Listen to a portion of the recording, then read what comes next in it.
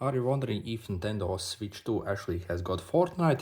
So yep, I actually have some great news. As you see, I have actually installed Fortnite on it, and when it comes to playing it, also the overall quality also is absolutely superb.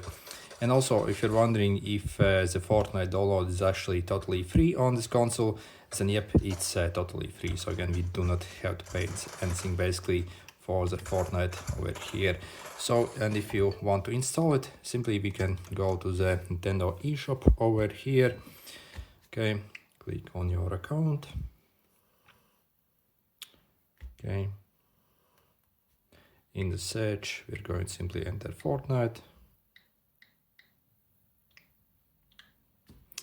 And you see, you literally have it over here. So also you see, you also have some content that you can download additionally. So you can simply go over here and you'll be able to, click download here. So not for me, as I already have it over here. And yeah, it works absolutely great, essentially. Anyway, good luck.